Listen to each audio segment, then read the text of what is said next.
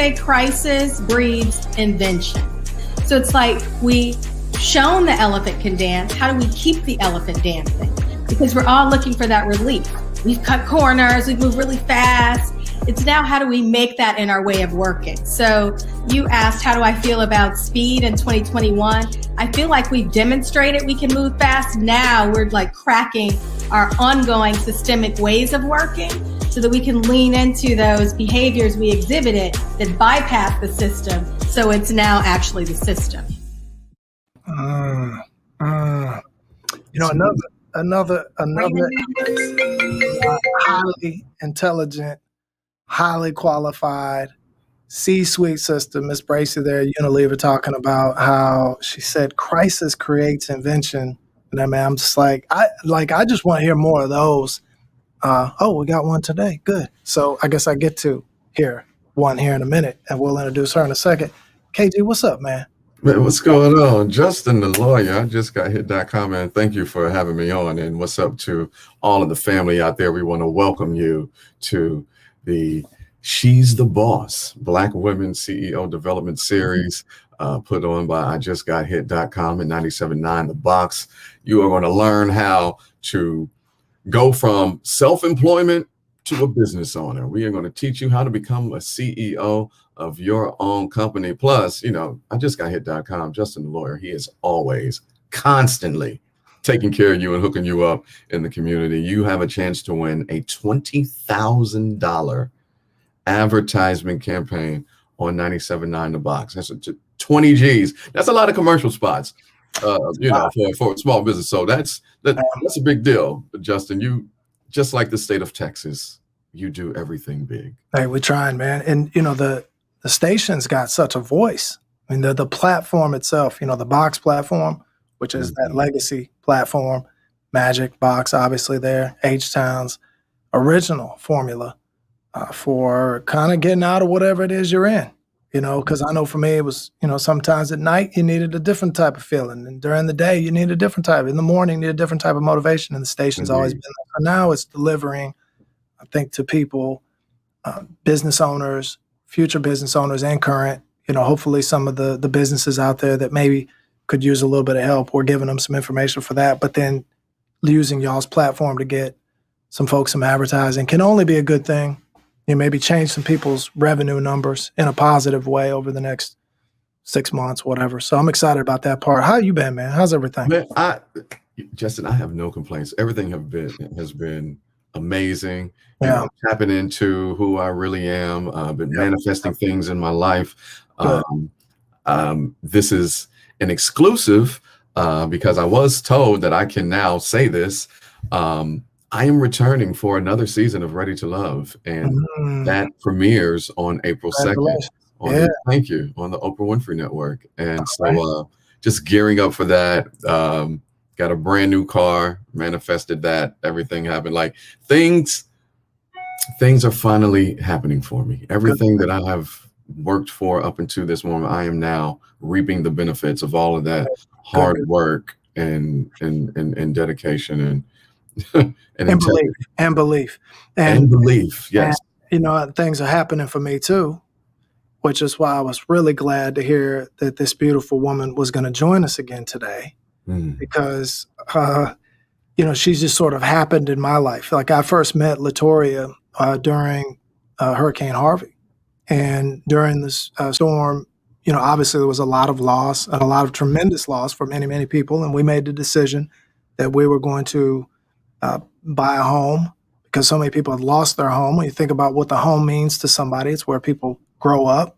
Right. It's where people grow. It's where people develop all that. And so the foundation. Yeah. And we decided to buy a home. And through that, my homies over at Boss Life and they work with Latoria, and they introduced us, and I'm introducing her this way here, but man, from moment one, it was just like, okay, she's got a full grasp of not only what needs to be done now, but also of what needs to be done later to prevent us from being in situations, avoidable situations. And so that's that vision. It's almost like the samurai, they say perception, that which the human eye cannot yet see. she, the real good leaders out there, which she's one of them, are people that really sometimes don't get the pats on the back that they deserve because they never solved anything.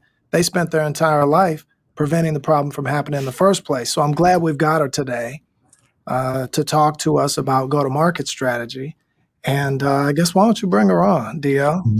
Yeah, I mean, this woman is just absolutely amazing. I consider her a friend, like a personal friend. I mean, we met, you know, through what we do here in the industry, but she is literally my friend and also my publicist. So, ladies and gentlemen, please give it up for the CEO of Limelight Media, the queen goddess, vivacious and intellectually supreme in marketing, Latoya Lemon. Oh, thank you. That was such a lovely introduction, and I always appreciate you all for including me on these type of conversations, and I look forward to many more. Yeah, I tell you what, like I'm gonna have to rewrite my intros now. You know what I mean? Like when I hear that, I'm like, okay, well, man, I'm falling short. Here. Right. I'm falling short. Like I gotta step my game up, man. My intro. How you been? How's everything? I've been good. Been very busy, and busy is good in this season. And so I heard KG sharing his good news and you sharing yours. And so I just believe this is a season of overflow for a lot of people. And so I pray for that for a lot of people. Yeah, thank God. Yeah, that's a good thing. Well, today we're going to talk about go-to-market. And we spent some time, the last segment, we were talking about the difference between branding and marketing. And there's some overlap, obviously, with this. And advertising as a whole, like people just tend to throw everything under that one umbrella and probably combine them in ways that's inefficient and unproductive. And so the hope was today to bring you back on to talk a little bit about some of the more, I guess, systematic ways that people can go to market with a new product or service or an existing product or service. Because you've got some people, let's face it, that maybe need to jumpstart an existing business and are trying to look for ways to change the way they go to market. And so I'm hoping that we get through some of those in the next 25, 30 minutes. We'll kind of keep it, I'll try to keep this thing moving. But from your perspective, and I know you and I've talked a lot about go-to-market strategies overall, but there's this thing I think we've got to get through first, which is before you even get to what you're going to market or how you're going to market something, go to market with something. You talked to me the last time about, and I thought I'd break the ice with it. How do you even know if you've got something that's worth going to market with, and sort of a product market fit type analysis? And you've shed some light on that. So I wanted to talk about that, because I know you've got people that you work with and go, no, that ain't ready for market, dog. It's not a hit, not yet. So let's maybe start there with it first. Yeah, definitely. So in order for you to go to market or, really build your brand per se, you got to understand the investment. That's the first thing. A lot of people have great ideas. We've all had an idea that we felt was $1 million idea. But even with that $1 million idea, you got to figure out, what is my budget? How can I invest? What's going to be the timeline for this investment? Do I need investors? Am I going to be the primary person to fund this idea? Or, exactly what will this take? And then when you identify that, you can now identify who's your audience. Can I invest in marketing advertisement to that audience? And if so, what angle should I take? Should it just be social media? Mm-hmm. So for example, a quick example, I was working with a client a while ago, and their product was for those that were 50 and over, and they had spent a lot of advertising dollars on Instagram and Twitter. Mm. And I said, well, that just, you've wasted some funds there, because your audience is not primarily on those platforms. Mm-hmm. So knowing and understanding who your audience is, it's gonna save you in the long run from an investment standpoint, from a time standpoint, and then also an engagement standpoint. You bring up a good point. An important distinction there is, like, if I'm marketing something, or I have a product or service, no guarantee that what I'm offering the market is found where my eyes are. I've got to actually take what I'm marketing to where the eyes are of people that actually want it, Right. and where there's a void. I do find though when I ask people, Latoria, what is your product or service? What void is it filling? Mm. Like what problem are you solving for your market? Who is your market?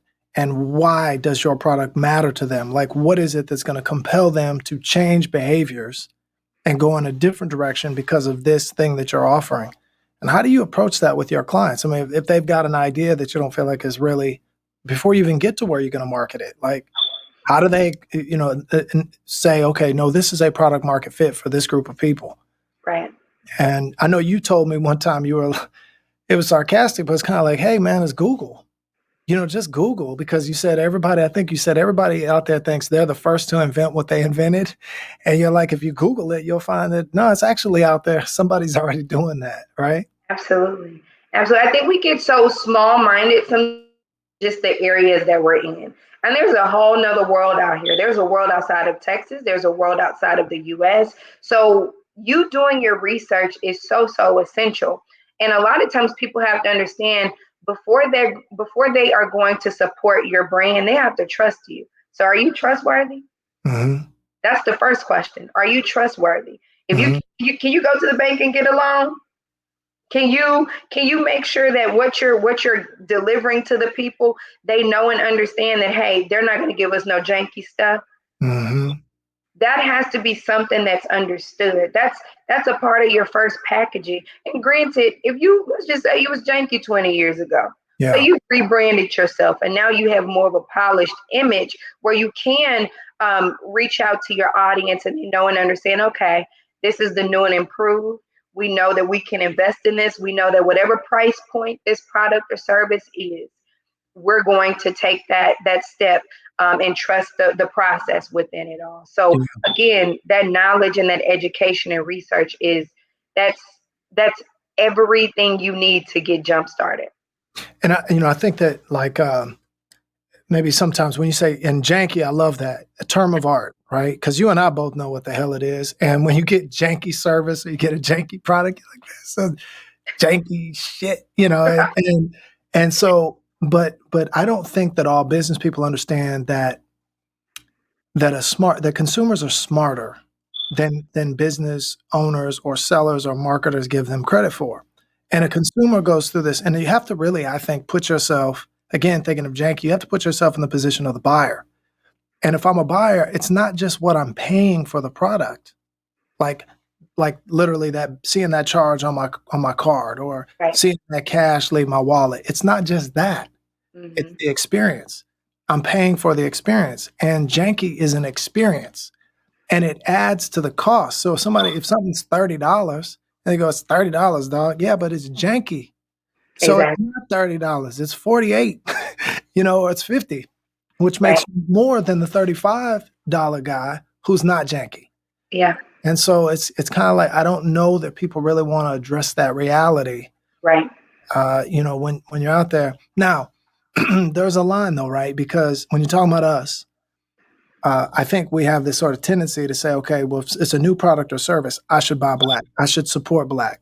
I should support my community, the hood, blah, blah, blah. But um, yes, that is true. Yeah. There's also just sort of this language that the dollar speaks Mm-hmm. that ain't always necessarily keep it real. Sometimes it's, hey, look, I'm spending money with you that I would be spending somewhere else, but I'm taking a chance. I'm rolling the dice to spend it with you. Live up to these expectations. And how do we get that across to some of the business owners that are out there that are saying, no, I'm starting up, I'm gonna do it. People gonna support me because it's me. Dog, it's got to live up to those expectations, right? Yeah. It has to. That goes back to trust as well. At the end of the day, I'm one of those people where I like to support Black-owned businesses. I like to support Yeah. small businesses, but I also like to be treated kindly. I like to walk in and there's professionalism. I don't want you to walk in and say, I didn't know that you were Slim Thug Publicist, or I didn't know you were this. And you should be able to treat everybody with a certain level of professionalism, respect, and understand that my green dollar does not care if you're black, white, or orange. Yeah. Okay. So you have to understand, just as I said before, there's somebody else in the world who's doing something similar to you. But I took my green dollar to your black business or your small business, and that to me, that matters. Yeah. It matters a lot. And so sometimes as Black-owned businesses and even small business owners, the mentality has to be increased, right? So you can't build up a wall of defensiveness. Okay, Yeah. you can't be defensive. At the end of the day, if you get a review, let's just say somebody leaves a review on your Facebook page. Hey, the food here was pretty good, but it was cold, and the wait staff, they weren't the nicest. But I may come back. That's not your cue to gear up your gun and start shooting.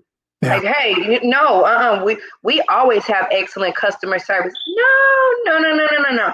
Yeah. There can be a time where there was a slip up. Sure. There can be a time where things didn't go as planned. And again, your professionalism, how you handle that situation will determine if that person is going to return or if they're not.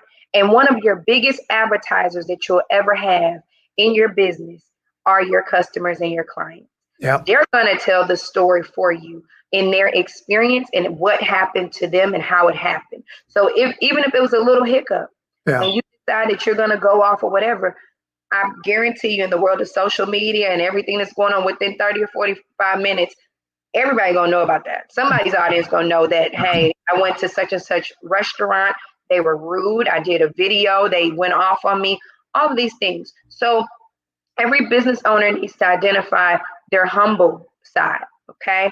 You are going to have to be humble. You will hear things that you don't necessarily think are factual, but again, that's their experience. How do you rectify that situation? Yeah. Because you can go and spend $1 million on advertisement, but you're still creating the same crappy experience when people go in. Yeah, and I think, you hit the nail on the head there. As a go-to-market strategy, when you're budgeting for your go-to-market, so you're saying, look, we're going to spend this much on promoted posts on social or paid posts on social, or we're going to do digital, or we're going to do TV or radio, to calculate only that into it is a mistake based on what you just said, because the aspect of customer service after the sale, which is really where trust is built, because let's face it, before you've made a sale to somebody, you'll tell them anything and to get the business. And the consumer's smart enough to know that. It's after the sale that I'm really deciding if I would ever buy from you again. And people I'm not saying I'm buying from you forever when I've never bought from you. I will say I'm buying from you forever after I bought from you once or twice or 3 times. So I think, based on what you're saying, part of the go-to-market strategy analysis is not just what is it going to cost me to advertise up front or go to market up front, but what is it going to cost me to service these people, these customers, after I've already serviced them? Absolutely. Because that's how we calculate lifetime value of a client. Look, with us, with I Just Got Hit early on, I remember, oh man, you go on the radio and you run commercials and you say, you 2 little girls in a commercial and put my daughter and Dave's daughter, and people get hit and they're going to call you. Right. But not everybody gets hit. Right. So all the other money that you spend, and what are you spending that on? Relationship building, earning trust, brand building, all that. Okay, fine. There's a cost to that. But then what about the people that did hire us? And it didn't take me long to figure out that, as you said, you hit the nail on the head. That's our best advertisement, is former clients and who they talk to. With your clients, as a go-to-market strategy in general, do you suggest to your clients that they sort of let their personal feelings into how they handle customer service issues, or do you tell them to, in general, take their personal feelings out? How do you approach that from a go-to-market standpoint? Well, that goes back to being humble, right? What level, and being humble, there's a ladder. There's a humble ladder. Some people are humble throughout the entire ladder. Other people are on step 1. They're learning how to be humble. They're learning how to receive. They're learning how to connect with their audience, their customers, and not have their personal feelings. I learned something in 2015, and I've said this before, I'm very passionate about every client that I work with, to the point where I could have 25 clients on my roster and every client feels like they're number one, because I'm that passionate about my clients. But in 2015, I was working with a client, and things were going really good. And then, he started missing a couple of interviews and things of that nature. And I called him. I said, hey, I feel like you are just not taking it serious. Mm-hmm. And he said, rule number one, feel like is an emotion. And in business, we don't do feel like. And so I said, okay. He said, in business is what you see and what you know. So if you called me and you said, hey, you are not taking these interviews serious, that would have been a different conversation. And so at the time, it was hard for me to process that, because I'm like, sir, you've missed 7 interviews. Mm-hmm. But then I had to look at it from a personal and business standpoint. When you put your feelings involved to certain things, that becomes personal. Yeah. In business is what you see, it's what you know, and it's how you handle what you see and what you know. Yeah. And so that's where people have to understand. I could be having a beautiful day and one call just mess up everything, but the next call has to be the experience that I get, which we talked about on the last chat.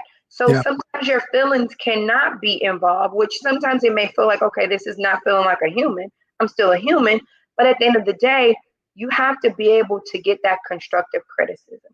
You have to know and understand that, you may be the CEO of this company, but maybe you don't need to be the face and the voice of the company because you don't know how to handle people. Or maybe you're not used to taking the calls and being professional. Or maybe you're used to when somebody says something to you that you don't like. You say, okay, well, what do you want me to do? Yeah. That's not business. Yeah. You can't handle it like that, because I guarantee you, and we've seen it plenty of times, whether it's on reality TV or whether it's one of our favorite celebrities, you can have a 2-hour conversation with someone and they'll take the soundbite of the most negative part and play it. And that's what your customers will do. Y'all could have had a whole 30-minute conversation, and then it's that one little piece, and people will say, oh, she yelled at me. Yeah. Well, she was calm with you for 25 minutes, but guess what? In business, sometimes the negative stance of things is what people want to nurture. They want you to nurture that bad feeling that your customer has, because your customer gets feelings. You don't. Always remember that. Yeah. Yeah. That's a great analogy. Now, I can't add anything to that, but we do know then, based on that budgeting in, when you do go to market strategy, you have to budget in the cost of service, the cost of delivering that satisfying experience. One of the greatest lines I've ever heard was, I think it was Ritz Carlton.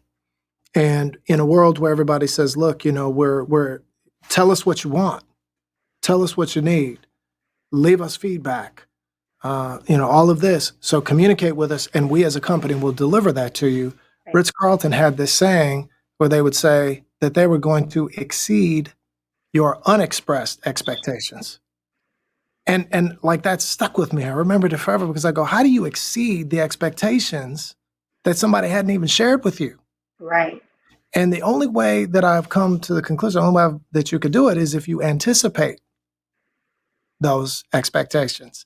And the only way to anticipate those expectations is to study what people like, don't like, tolerate, don't tolerate, the way they respond, the way that, and so there's those moments, as you just, put it, where things can escalate very quickly. There's 2 different approaches, so responsibility breaks down into respond and ability. Your ability to choose your response is really what responsibility is. And I try to get across to my folks that when somebody's heated and expressing displeasure with your product or service, that's not the time, as you said, to defend. That's the time to listen and show accountability. That's brand building, because how you listen, and then you'd be surprised how many people you can turn that into an opportunity. Before long, those people who are very vigorous fighters against your brand or very expressive, for what they didn't like about your brand, are now promoting your brand with the same energy. Yeah.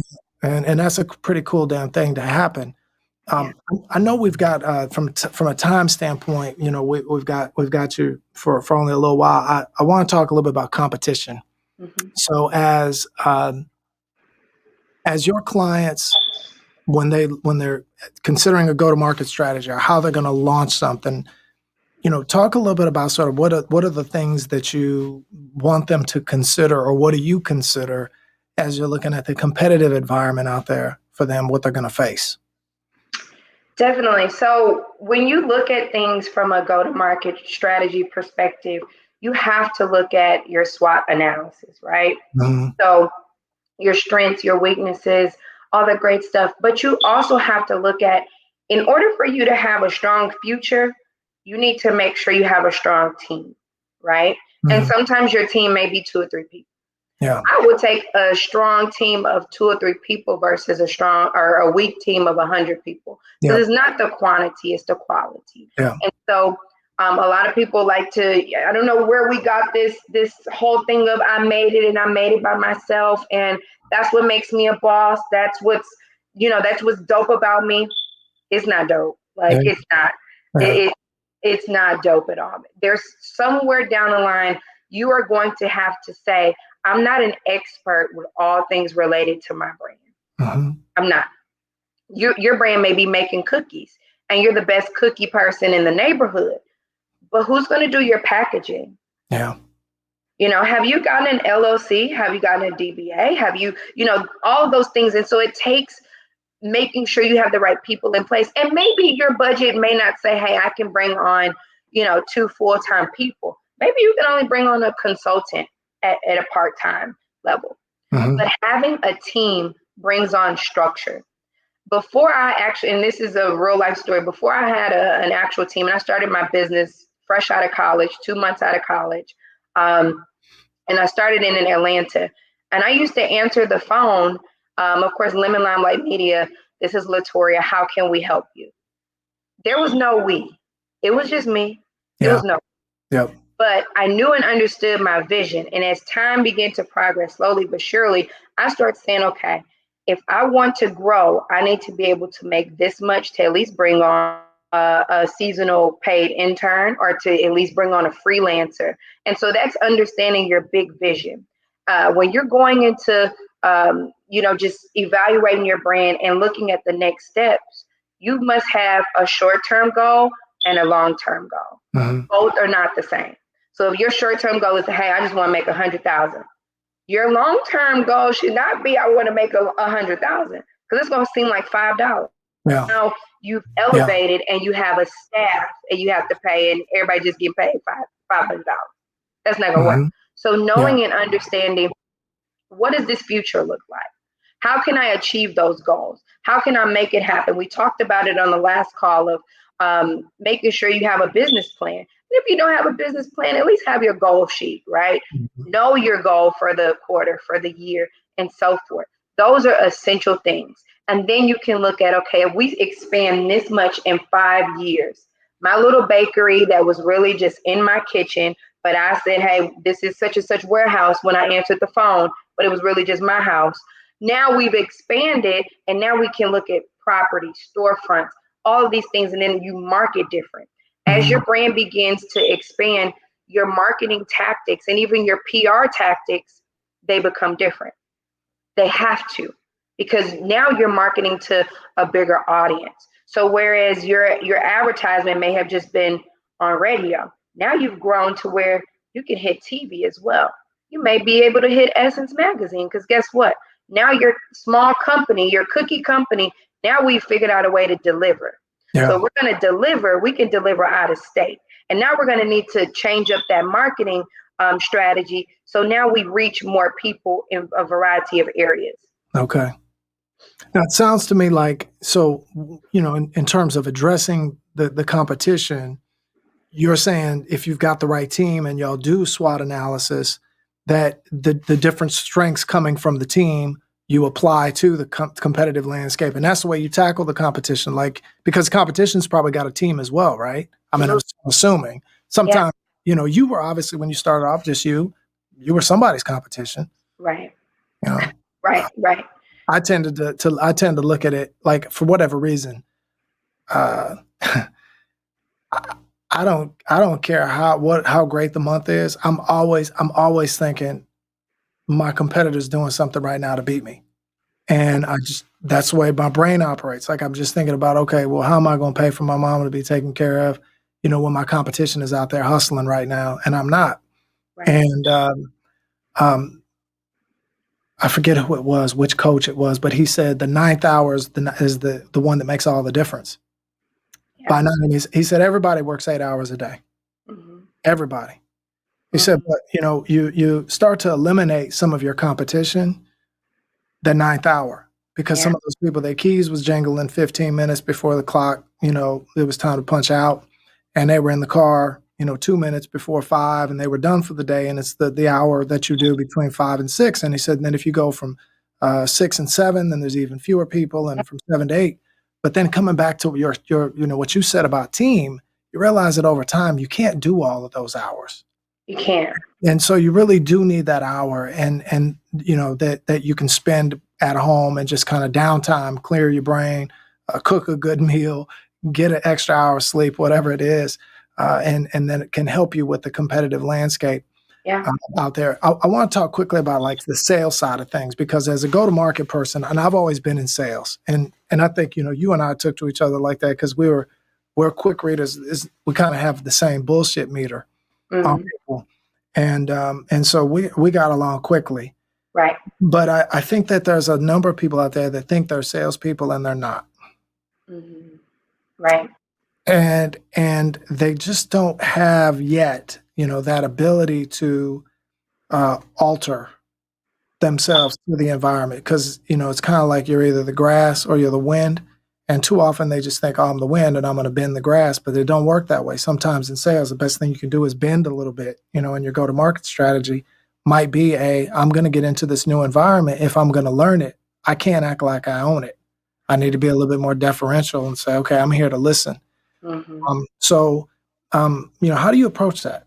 When you're talking to people saying, hey, look, we're here to learn, or we're here to kind of grow or whatever. Or if somebody's not the salesperson, like, how do you tell somebody, and we're going to need to get somebody else in here that's going to be your go-to-market or your voice in those circumstances? Because I have a challenge talking to people about that stuff. They just don't want to hear it. Yeah. A lot of times they don't want to hear it. And I think that goes back to you may not be the voice of your company, right? Mm-hmm. I know people that make great products, but they can't sell it to a soul because they don't know what to say. They don't know how to say it. They don't know their delivery. I don't want to hear, hey, we got some new candles. You got to get these candles. Oh, that's not helping me. I'm not intrigued. Just like back in the day, which I'm sure we're all familiar with, when CDs were a big thing. And I'm pretty sure we've gone to the mall or to the gas station or something. Hey, I'm the hottest new rapper in the city. Check out my CD. Okay, I've heard. Yeah, I've heard that before. But now if you hound in, a lot of times sales it can be an emotion thing, right? And that goes back to the customer gets to feel some type of way, whether it's good, bad, or ugly. How you present what you have, it can either touch someone in the sense of, oh, that resonated with me. So if you have cookies and I'm just selling cookies and I'm telling you it's the hottest cookie in the world, I'm probably not going to buy it. But if you say, hey, listen, I started baking these cookies because, 2 years ago, I had, someone close to me that was experiencing XYZ terminal illness. And this is what kept me sane. This is where I found my passion and my motivation. It's the story. You have to learn how to illustrate your story. I love that Justin Martin went to TSU, and so that he operates in Houston and Dallas now, and there's still strong ties in the community. That's a part of your story. A lot of times people are like, I don't want people to know my business. Your business is what resonates well with other people. Is there something? I started my company because after 2 years of 2 months of being out of college, I didn't have a full-time job. I was like, well, I could do it. I'm gonna go for it. Did I bump my head several times? Absolutely. Did I go into corporate America? Yes. I did all of the above. But that's the story now where people see, I see some experience there. I see that, she knew at that time she was ambitious enough at 21, 22 years old, and that she had what it took. Before we let you go, Latoya, I want to talk about lead generation, as they say, lead gen, everybody. And everybody really seems, from my perspective, everybody thinks like those people that are salespeople. And I've talked to a lot of them. I've coached a lot of salespeople over the years because really all I've ever done is sales. Right. Quarter of a century, longer actually. Now, unfortunately, I'm aging. But Everybody, Gracefully. thank you. I'm trying. I'm eating my veggies, and those cookies sound good that you keep talking about. So I want some, but I really probably don't need them because I'm trying to. But on the lead gen tip, everybody thinks they're a salesperson, and moreover, even worse, and that's a plague, and it can hurt. But what's worse is, and I will call it fatal, is when you think you can sell to everybody, and you're going to close every deal. And so, from a lead gen standpoint, like filling that funnel with prospects, everybody's a prospect. No, they're not. Or if I got 5 people and I'm gonna sell to all 5, but let's say you need all 5 to pay your rent, you don't need 5 in your funnel, dog. If you're closing 1 out of 3 and you need 5, you need 15 in your funnel. And you've only got 5 in your funnel. So we have a fundamental problem right now that means you're not going to be able to pay your rent or that truck note. So, how do you approach the lead gen side with people in a way that they can actually, tackle it in a way that's realistic and attached to their bills, attached to their future? Right. Honestly, quick and easy. You have to be realistic, right? Nobody knows what's in your pockets like you do, right? Yeah. So if your business is your main goal and your main focus, maybe buying those Dior shoes right now is not the thing, or the Gucci bag, or whatever the case may be. You have to sow into your business.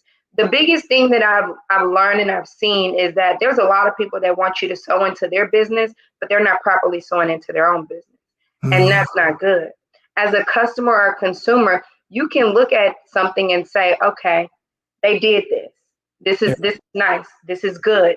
That creates longevity. That creates relationships with people. That also creates trust. Yeah. I'm not going to go to your restaurant, eat your food, and feel like I have experienced the best thing on earth and there's roaches in there. Yep. Not gonna do it. Yeah. You got to ask yourself, is my brand polished? Am I properly investing and sowing into my brand?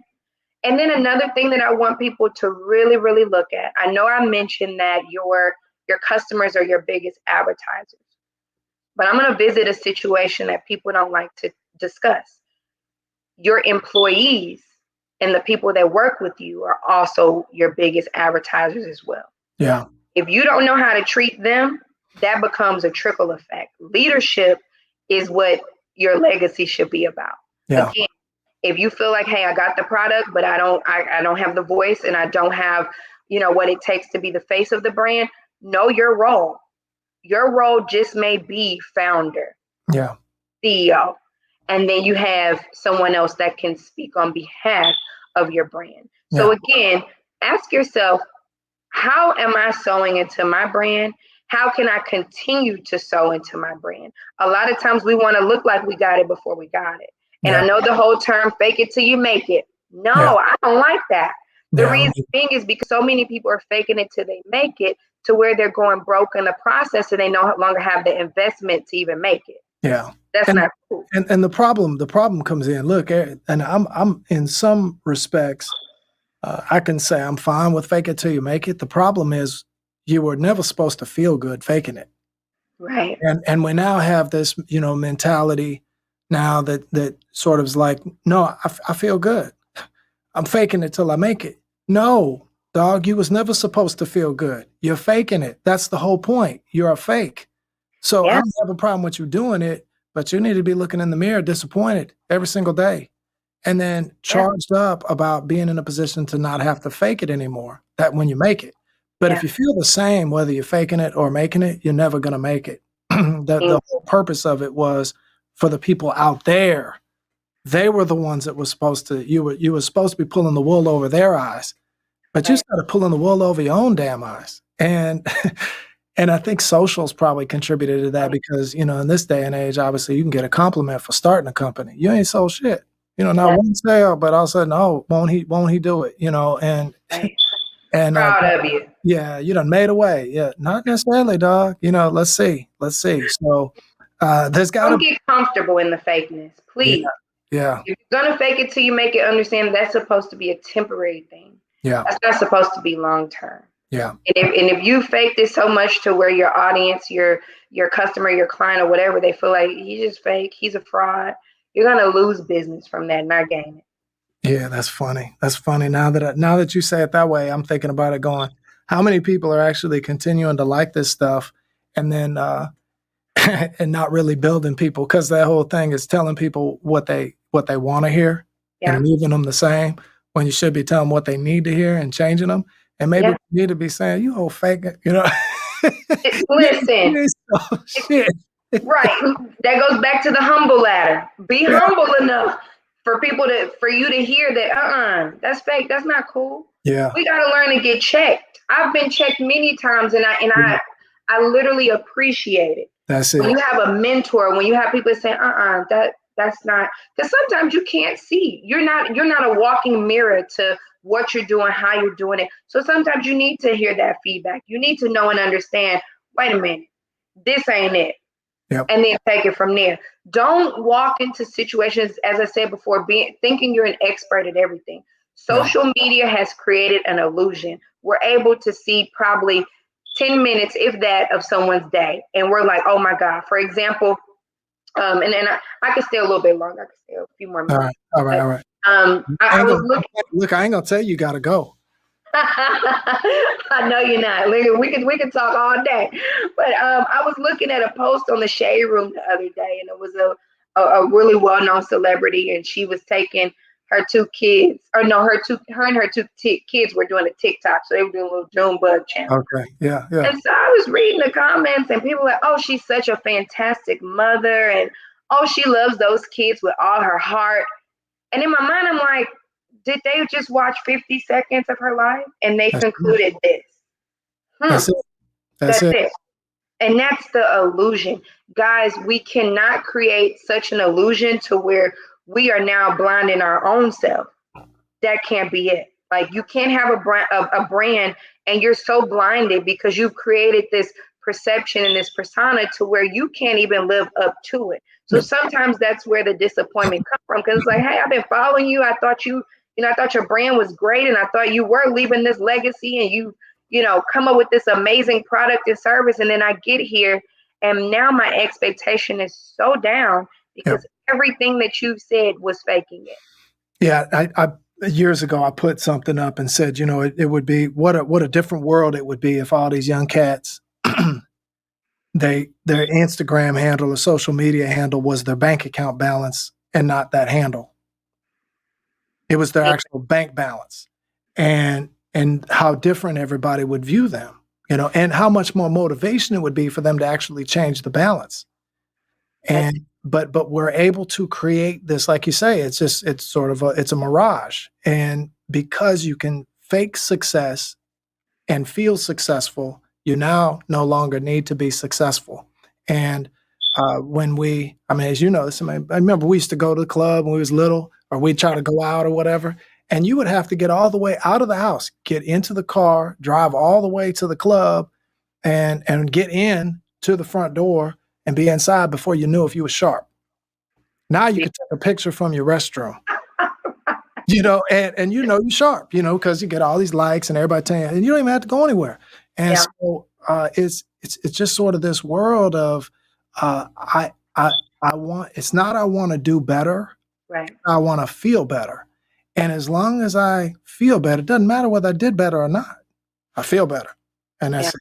And I don't think that's going to ever work for us in business. And from a go-to-market strategy, it robs you before you've even got a chance to get off the ground, if that's the approach. Yeah. I think one of the things I want to talk to you and I know we'll do this again, but I want to talk to you about, like, in the position you're in, how your honesty with people, your candidness, your transparency, if it's always been there, if it obviously it's shaped, but kind of what things you think have shaped, because I think you and I could do an entire segment sometime on. It's funny how, at people's funerals, some people are going to, in their eulogy or whatever it is, are going to hear the words, when people talk about them, if we can hear it, I don't know, but you'll hear, oh, he was always honest, or she was always honest. She tells it like it is. Mm-hmm. Like that's somehow a surprise. Mm-hmm. And you just said you'd like to hear that feedback. People have to, it's like, I got to tell you that I like breathing air, oxygen, it's cool, and I like drinking water sometimes. But really, that's how we should be about constructive critiques. Air and water, because it's the only way we live, right, and get better. But I want to hear your story, kind of how you've shaped or been reshaped, with that, because you're more transparent, I think, than most people that I talk to out there. Right. And, let's face it, in your shoes, it's probably not always as easy as one might think, right? No, not at all. I cannot put a Snapchat filter on my personality, my beliefs, or my brand. What you see is what you get. And I think at the end of the day, when you build that trust that I've talked about, people come to you not just because of your expertise, but they know that you're going to steer them in the right direction. And that's just all across the board, whether you're a media platform, whether you're an affiliate, a partner, or a client. I don't know how to give you 45%. I Yeah. have to give you 100 and more. And Yeah. even on some days, 100 seems small. So I'm going above that. And Yeah. so with that, I want your brand to be better. I want you to be better. A lot of my clients would tell you, even some of the hardest rappers and singers and everybody you've seen, I know their soft spot. I know Yeah. when it's time for us to have a heart to heart. Yeah. I know when it's time for me to say, hey, I'm pulling up to your spot and we need to talk. Yeah. And so that goes with trust, respect. And sometimes you have to understand, I know with me, I look at being a publicist as it's deeper than me. When God placed me in this position um, to handle other people's brands that they have come up with, these are like people's babies. So I am entrusted to not only handle their brand, but take the brand to a level that they could not, or maybe they didn't know how. So Yeah. that's huge. Those are huge shoes to fill. And I don't take the position lightly. So not to get too churchy, there's times where I really feel as though, this is a job, but for me, it's ministry as well. Like I'm going to serve. I'm going to serve in the capacity where we're going to do it with integrity. We're going to do it in a way where people are like, how did they do that? Yeah. You know what I mean? And so that goes back to strategy. So I would love for us to, sit and chat about that one day, just about this process and what this looks like. And, it's not an overnight success type of deal. It's not hey, I just put 2 hours a day into it. It's a full speed type of position. Yeah. Yeah. There's no doubt. Man, that's beautiful. Yeah. There's so many things I could say to what you just said, but it would start us on another conversation. And I don't want to do that to you right now. Look, I'll say again, I know your time is valuable. I know you've got important things to do. So the fact that you said yes to coming back on again means a lot to me, means a lot to us. And we're thankful to have you and your talent and have you shared some of your experiences and your views, because I think they're invaluable to people out there that are really trying to do something, Right. And so I know the impact that you have on people's lives. Sometimes you may not feel it, but as Thank you. Derek Muhammad told me one time, he said, brother, it ain't your job to make people use the tools. It's your job to give them. Just give them to them, and you can't tell them what to do with it, Yeah. or make them use it, pick it up. I'm just going to give you the tools, and you are delivering tools to people. And so hopefully we'll get more of that done. Yeah. Hoping a successful rest of the day to you, or evening, and we'll see you again soon, I'm sure. Thank you. I'm so grateful for you all just thinking of me, and I'm grateful for this friendship, this partnership, all this great stuff, and I'm enjoying it. All right. You be good, Latara. Thank you so much. You. All No right. problem, guys. All Bye-bye. right.